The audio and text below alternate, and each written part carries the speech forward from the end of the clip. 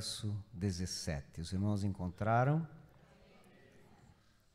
Assim também a fé, por si só, se não for acompanhada de obras, está morta. Amém? Pode tomar o teu assento. Se possível, mantenha a Bíblia aberta nesse texto que já foi lido aqui na introdução. Estamos dando continuidade aos estudos da carta de Tiago e tem sido muito bom. Estamos aprendendo bastante dessa epístola que nós já falamos e já ouvimos bastante os irmãos dizerem que é a epístola mais prática da Bíblia Sagrada.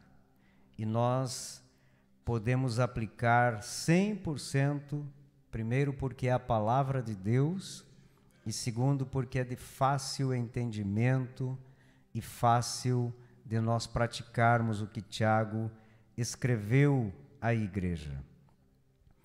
Queridos, nesta última parte do capítulo 2, que fala sobre fé e obras, o apóstolo Tiago nos mostra o erro de descansar em uma mera profissão de fé cristã. O que é isso? Descansarmos em apenas dizer que temos fé em Deus, apenas verbalizar, mas que a disposição da nossa mente e o conteúdo da nossa vida não estão em acordo com aquilo que nós dizemos crer. Este é o grande objetivo de Tiago escrever essa parte do capítulo 2.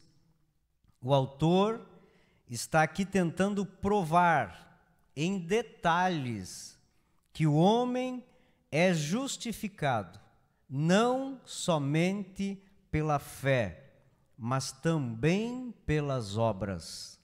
Alguém pode perguntar, mas então não é pela fé que nós somos salvos, que nós somos justificados?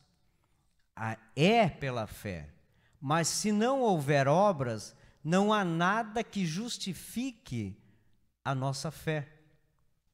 A única forma de alguém não ter obras e mesmo assim poder deixar algum resquício de obras é aquela pessoa que no finalzinho da sua vida, nos últimos minutos, nas últimas horas, crê em Jesus Cristo, aceita-o como Salvador e é justificado apenas pela fé, sem ter tempo de demonstrar as suas obras.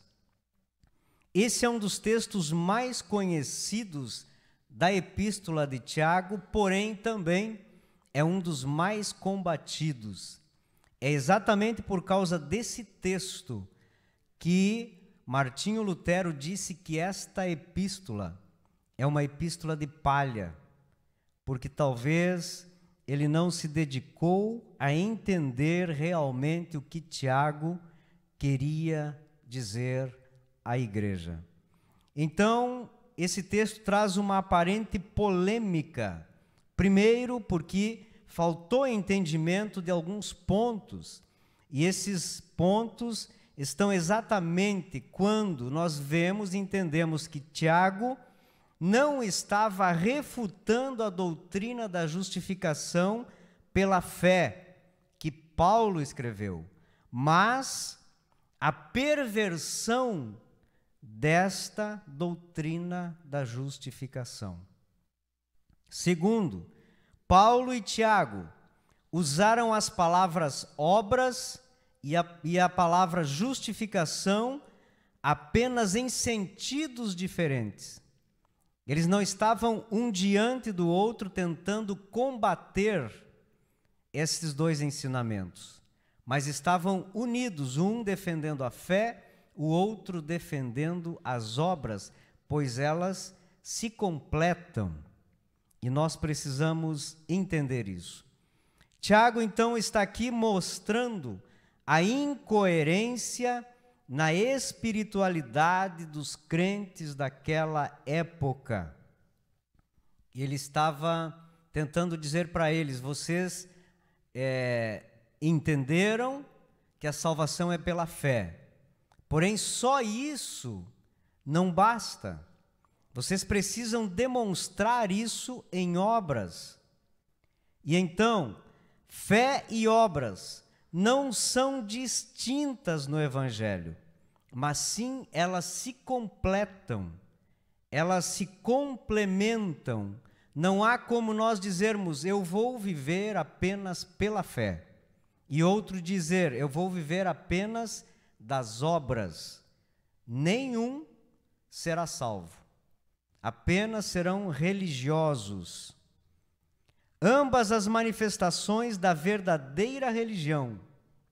Porém, alguém pode ter fé e não demonstrar em obras.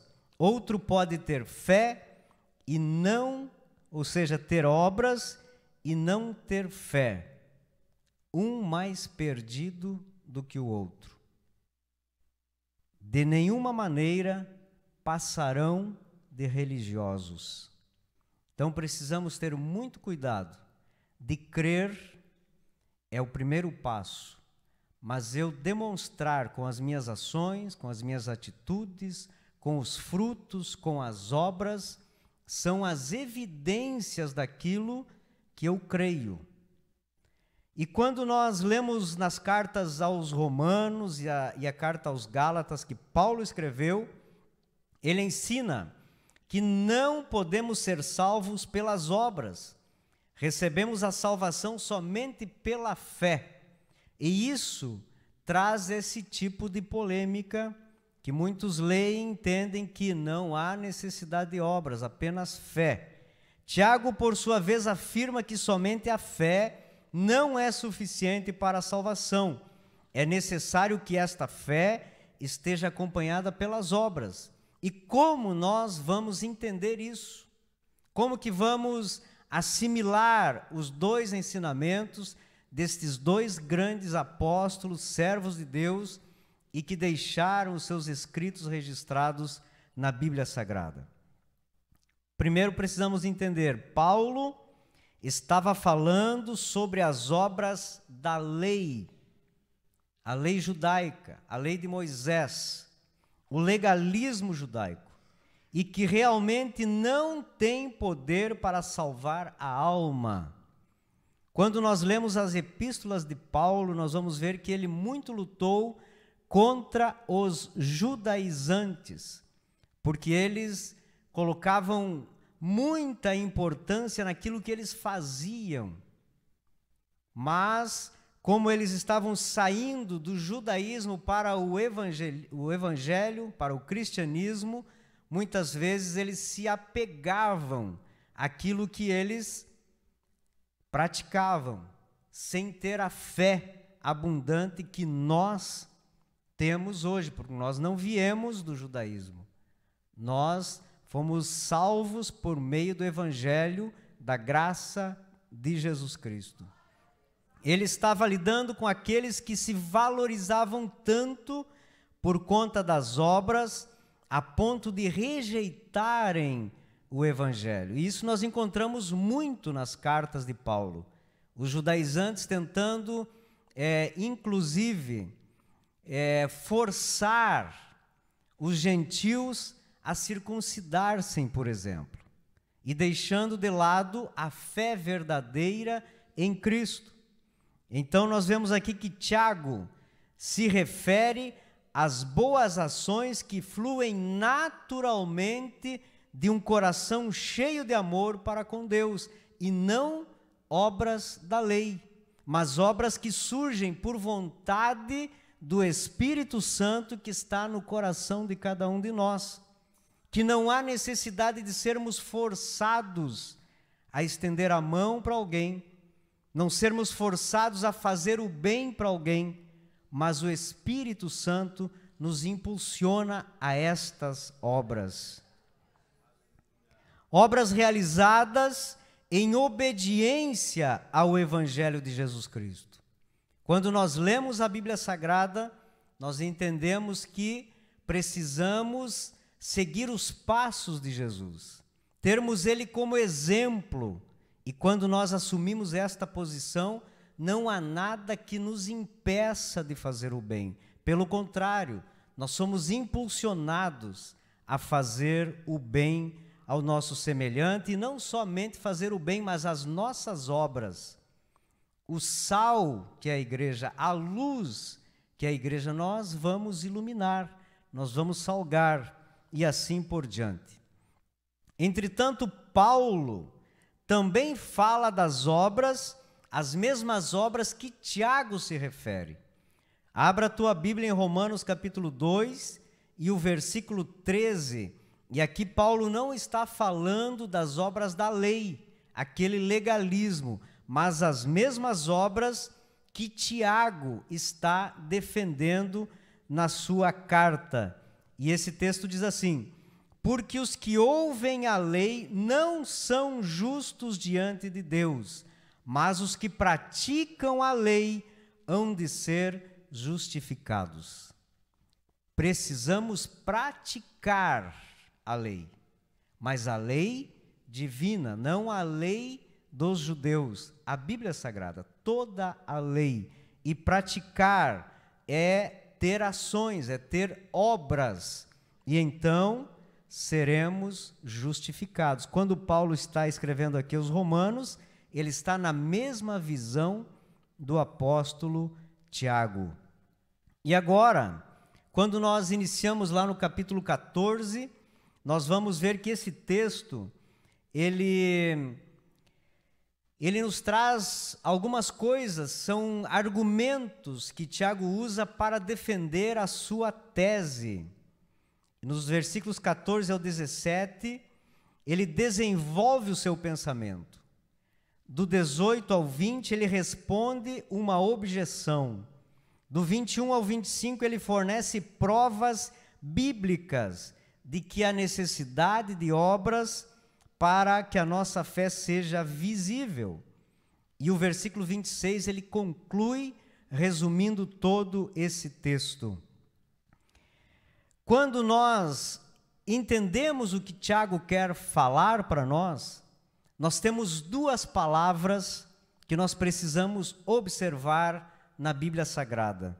Abra comigo em Mateus capítulo 7 e o versículo 21, e nós vamos encontrar ali duas palavras que nós precisamos ter em mente para que a nossa fé seja válida para o dia que encontrarmos com o Senhor Jesus. Os irmãos encontraram? O texto diz assim, Mateus capítulo 7 e o verso 21. Nem todo aquele que diz a mim, Senhor, Senhor, entrará no reino dos céus, mas somente o que faz a vontade de meu Pai que estás nos céus. Dizer é uma coisa, fazer é outra. Jesus não está dizendo aqui que nenhum que apenas diz entrará. Ele diz nem todo aquele que diz, mas somente o que faz. Precisamos dizer, mas se não fizermos, nesse dia aqui, nós reconheceremos que fizemos ou não fizemos a coisa certa. Então, cuidado, irmãos, precisamos ter obras, precisamos ter atitudes de verdadeiros cristãos. E o versículo 14 diz que Tiago, ele traz duas perguntas. Meus irmãos, que proveito há se alguém disser que tem fé, mas não tiver obras? Pode essa fé salvá-lo? Será que pode? Se não tiver obras? Só naquela situação que eu já adiantei aos irmãos. Dos versículos 15 ao 17, Tiago traz uma pequena parábola, algo cotidiano. Se alguém chegar a nós e pedir: irmão, eu não tenho cobertores, está frio, não tenho casaco, e também lá em casa está faltando alimento. E aí o crente cheio de fé e sem obras, ele vai dizer: eu vou orar por você, Deus vai suprir, vai em paz. Isso vai fazer alguma diferença na vida daquele que está necessitado? Será que esta fé realmente é válida numa situação como esta? Eu creio que não. Este caso é um exemplo de fé inoperante. Diz, mas não faz. Diz que tem fé, mas não estende a mão. E nós vamos ver também que João, lá em 1 João 3,17, abra a Bíblia comigo, 1 João, capítulo 3, versículo 17, ele usa um argumento similar, que nós vamos entender com muito mais facilidade, que diz assim: quem, pois, tiver bens do mundo, riquezas materiais, e vendo o seu irmão necessitado, lhe cerrar as suas entranhas, quer dizer, se agarrar naquilo que tem e não dá para ninguém, como estará nele o amor de Deus? Será que existe amor de Deus numa vida que age desta forma? Não há. É não fazer o que Deus espera que nós façamos. Porque o próprio Cristo falou, ensinando no sermão profético: estive nu e não me vestistes. Estive com fome e não me destes nada para comer. Então, Jesus espera de nós atitudes, obras de verdadeiros cristãos, para que a nossa fé seja, de certa forma, materializada, para que as pessoas olhem para nós e realmente digam: este é um cristão. Deus, ele olha para dentro de nós, ele enxerga a fé. Mas o homem que não tem esse poder, ele só pode entender que somos realmente cristãos e temos fé quando nós fazemos aquilo que a nossa fé nos impulsiona. De outra forma, os homens não vão entender que somos cristãos. Não adianta eu dizer lá na empresa: eu sou cristão, mas as minhas atitudes não condizerem com as minhas palavras. Aí lá no final Jesus vai dizer: não fez aquilo que meu Pai esperava que você fizesse. Sem essas obras, qual será o proveito no dia em que Deus virá julgar a sua alma? Lá em Apocalipse, no capítulo 20, o versículo 12, isso aqui é para os mortos sem Cristo, está escrito: e os mortos foram julgados pelas coisas que estavam escritas nos livros, segundo as suas obras. As nossas obras são registradas no céu, sejam boas ou sejam más. O cristão vai se encontrar com Cristo no tribunal de Cristo, e ali serão julgadas as obras, e algumas serão totalmente queimadas, outras permanecerão e receberemos o galardão. Mas o que não for salvo também terá as suas obras julgadas. Se forem obras, com certeza serão obras más, mas está registrado lá. Mas e aquele que se diz cristão e não faz aquilo que agrada a Deus, com certeza suas obras estarão lá no juízo final para serem julgadas. Que tristeza será quando nós de certa forma, possamos ainda ter consciência e analisar a nossa vida. Será que eu estou sendo realmente o que eu digo ser? Será que tudo que eu tenho aprendido na igreja, que eu tenho lido na Bíblia, eu tenho praticado realmente? Para que nós não venhamos errar o caminho e chegar no dia final e não ter mais como sair desta situação. Mas ainda hoje há uma oportunidade. No versículo 17, então, Tiago, ele é contundente em dizer: essa fé é morta. É morta. Não existe. Interiormente morta, exteriormente inoperante, pois não há obras que lhe acompanham. Tiago está sendo bem enfático aqui. Mas ele encontra, no versículo 18, um oponente imaginário. Provavelmente ele pensa, mas vai ter alguém que vai querer me confrontar. E o que diz o 18? Alguém poderá dizer: tu tens fé e eu tenho obras. Mostra-me a tua fé sem as tuas obras, e eu te mostrarei a minha fé pelas minhas obras. Um oponente imaginário que rejeita a sua ideia e que diz ter fé, mas não apresenta obras. E Tiago diz a ele: mostra-me a tua fé sem obras. Como que tu vai fazer isso?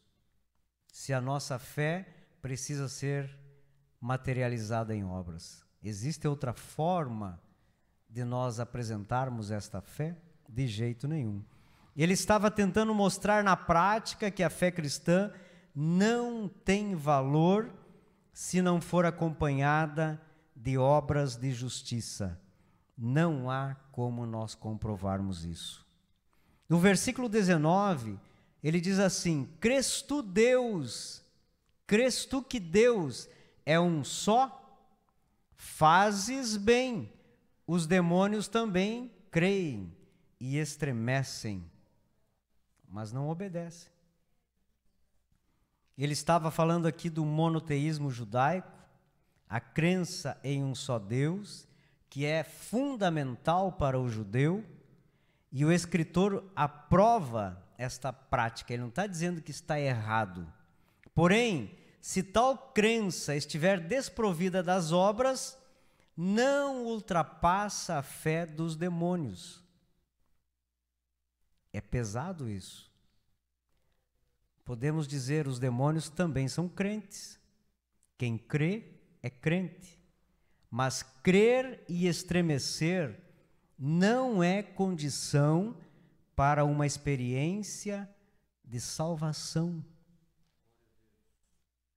Só crer quando Jesus fala conosco, nós estremecermos, quando ouvimos uma palavra, nós acreditarmos nesta palavra. Mas se não tivermos obras, a nossa fé está na UTI. Precisa ter fé. Às vezes nós vemos que pessoas recitam a confissão de fé. Eu creio no Deus Pai Todo-Poderoso, eu creio que Ele perdoa os meus pecados, creio em Jesus Cristo na cruz do Calvário. Mas isso não diferença dos demônios, porque eles creem nestas mesmas coisas, mas não têm fé para fazer, só para dizer, só para crer. E nós precisamos correr destas coisas. Porque não é apenas questão de fazer ou não fazer. Aqui é questão de salvação. Veja como o Tiago ele traz muito na prática, mas quando nós concluímos, quando nós entendemos o que Tiago quer dizer, nos preocupamos, porque a prática do Evangelho tem tudo a ver com a nossa salvação. Queremos ser salvos? Só fazer parte do hall de membros da igreja, dizer que sou, não vai resolver. Nós precisamos da prática. O próprio Cristo abordou o assunto quando falou dos frutos, lá em Mateus capítulo 7, o versículo 17 ao 20. E ele diz: toda árvore boa produz bons frutos, e não pode a árvore boa dar maus frutos. É contra a lógica, é contra a natureza uma árvore boa dar maus frutos. E ele diz mais, encerra dizendo: pelos seus frutos os conhecereis. Quer ser conhecido de Deus? Tenha fé. Os homens não vão ver essa fé. Mas quer ser conhecido como um homem de Deus pelos homens? Tenha frutos, tenha obras. Não há como nós passarmos por uma árvore que ainda não tem frutos, e às vezes há as semelhanças. E nós, com facilidade, dizermos: esta aqui produz tal fruto. Mas quando tem o fruto, aí é fácil de nós sabermos o que é, identificarmos o fruto e sabermos que é uma árvore frutífera. As obras demonstram quem nós realmente somos. Dizer que é um cristão de fé e não dar testemunho, não for sal nem luz, e não ter atitudes cristãs, é exatamente isso que Tiago está refutando, que ele está combatendo e dizendo: não façam assim, não hajam desta forma, não permaneçam apenas naquilo que vocês dizem crer, mas demonstrem isso, porque no final serão cobrados destas coisas. Tiago então usa Abraão e Raabe a partir do versículo 20 até o 25, porque foram levados a agir de acordo com a fé que eles tinham em Deus. Eles não apenas demonstraram meros sentimentos ou crenças intelectuais, mas eles agiram conforme Deus esperava que eles agissem. Abraão agiu na direção certa quando Deus lhe pediu o filho, mesmo sabendo que ele era o filho da promessa. E quando ele conversa com seus servos, ele diz: nós subiremos, sacrificaremos e voltaremos. A fé era tanta que ele acreditava que voltaria com o filho. Tem um hino que diz que nós veremos Abraão, seremos seu irmão.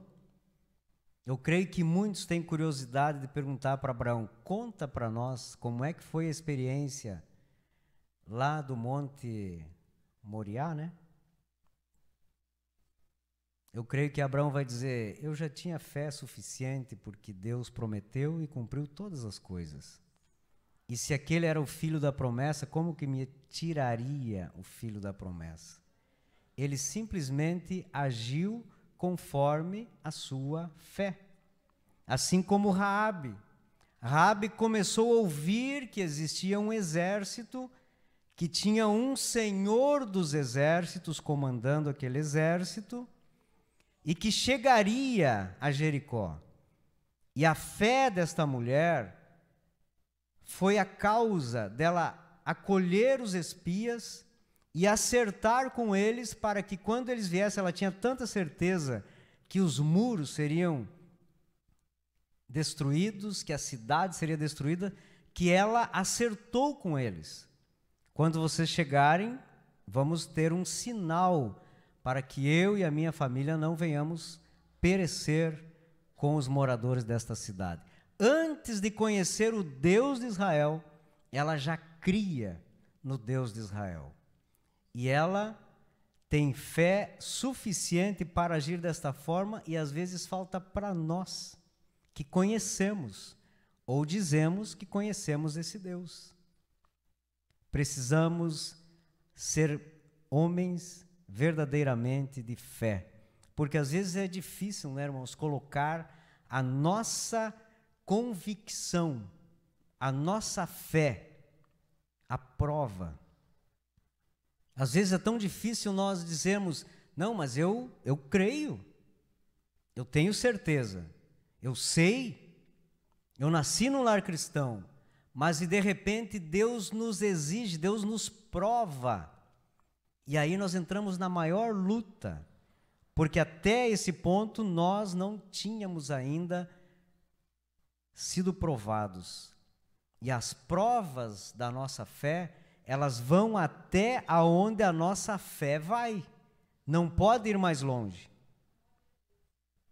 Então, cada vez que Deus te provar, aceita o desafio, porque Deus não vai te provar além daquilo que você tem de fé para crer na obra do Senhor.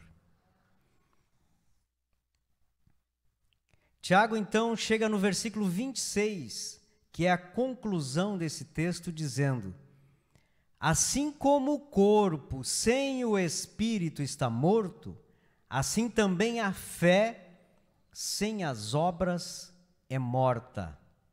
É uma conclusão, é um resumo de tudo que ele defendeu até aqui. Fé e obras são coisas diferentes. Uma é invisível, que é a fé. A outra é visível, que são as obras. Uma acontece no âmbito espiritual, a outra no físico e material. É uma comprovada por Deus e a outra pelos homens. Porém, não se pode separar. Assim como o corpo, se nós tivermos um corpo e esse corpo não tiver o espírito e alma, está morto. E se nós tivermos alma e espírito e não tivermos corpo, ninguém enxerga nada, porque são invisíveis. Precisamos de ter fé, mas é inevitável que tenhamos obras. As obras, salientamos isso, obras que não são motivadas pela fé em Deus, não têm valor. Assim como fé sem obras é morta. Às vezes nós queremos praticar, queremos ter obras sem fé. Também não funciona. A obra, ela tem que partir da fé. A raiz das nossas obras, elas são a fé. Porque se eu quiser fazer algo bom, que existem muitas pessoas que praticam o bem, que encontram alguém necessitado e fazem alguma coisa por aquela pessoa, que tem um bom relacionamento na sociedade, são boas obras, mas ele muitas vezes não tem fé, e isso não vai salvar ele. A fé que produz obras é a fé que eu e você temos, aquela que nós cremos na palavra de Deus, que nós sabemos que Jesus morreu por nós e nós aceitamos o sacrifício dele. Agora só basta praticarmos. Mas pastor, parece que ninguém aqui tem obras? Eu sei que tem. Eu só quero incentivar você a ter mais, a colocar a tua fé em ação. Se Deus te pedir algo como pediu para Abraão, você tenha fé para ir até o final, porque se ele te pediu, ele vai te dar condições de cumprir. Se ele te pediu algo que talvez você nunca ofereceu a Deus, se é ele que pediu, faça, porque aí você está colocando a tua fé à prova e Deus vai te ajudar a vencer. Deus a ninguém tenta, mas prova o homem. As melhores obras sem fé são mortas. E as melhores E a melhor fé, sem obras, também.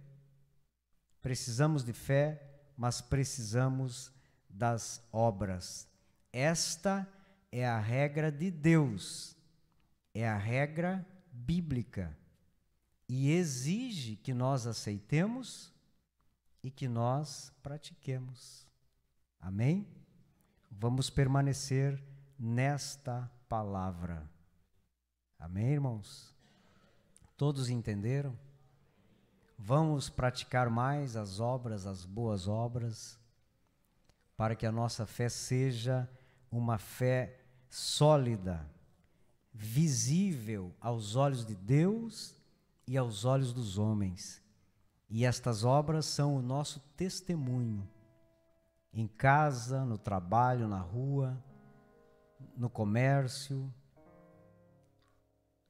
Muitas vezes, o nosso testemunho, ele é colocado em xeque também pelas pessoas que nos rodeiam e muitas vezes nos provam.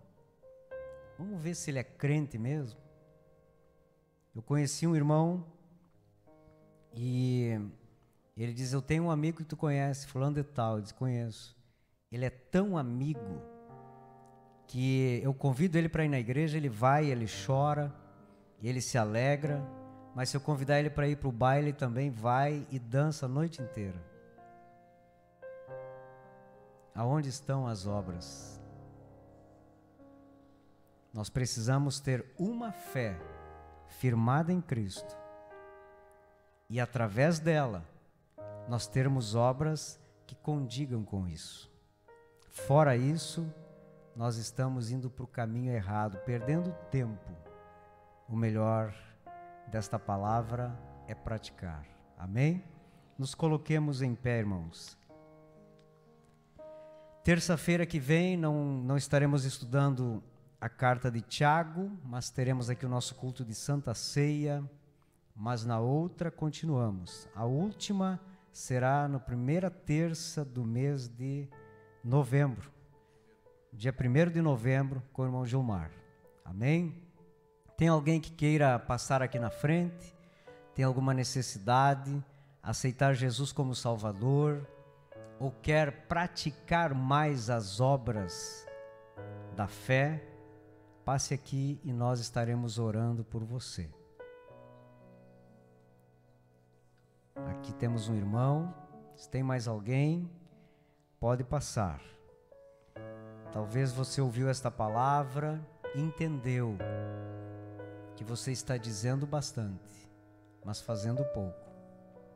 E é um momento de nós raciocinar e fazermos um concerto com Deus. Amém? Aqui vem mais a irmã Daiane. Nós vamos orar então. Querido Deus, mais uma vez, na Tua presença, Senhor, nós estamos, após a Tua palavra ser ministrada, e aqui aprendemos, ó Deus, que não podemos ser cristãos apenas de falar, apenas de boca, mas de agir, de colocar a nossa vida inteiramente à Tua disposição. Querido Deus, sei que Tu falaste conosco, falaste com os irmãos que aqui estão, e que a nossa consciência, ela seja nossa amiga, nos informando aonde precisamos melhorar, e que tenhamos a palavra de Deus como nossa bússola, para fazermos o melhor para Ti, que venhamos apresentar o melhor testemunho, as melhores obras, os melhores frutos da obra redentora que Tu fizeste em nossas vidas. Querido Deus, abençoa os Teus filhos, guarda-os, que eles venham produzir cada dia mais frutos, para que o Teu nome seja exaltado através do testemunho de vida de cada um de nós. Querido Pai, nos livra dos ataques do inimigo, nos livra dos males, nos livra, Senhor, das astutas ciladas do inimigo, e não permita que nós venhamos viver uma vida simplesmente de diz, mas de fazer, Querido Pai, vai conosco para os nossos lares, nos guardando, nos abençoando, nos dando vitória em tudo, guardando a nossa família, guardando, Senhor, aquilo que tem nos dado, colocado em nossas mãos. Abençoa-nos. É o que eu te peço e te agradeço em nome de Jesus. Amém. Muito obrigado pela presença de cada um dos irmãos, aqueles que foram recebidos. Que Deus abençoe a todos, nossos obreiros, grupo, e que possamos, nos demais cultos, nos reunirmos aqui para glorificar o nome do Senhor.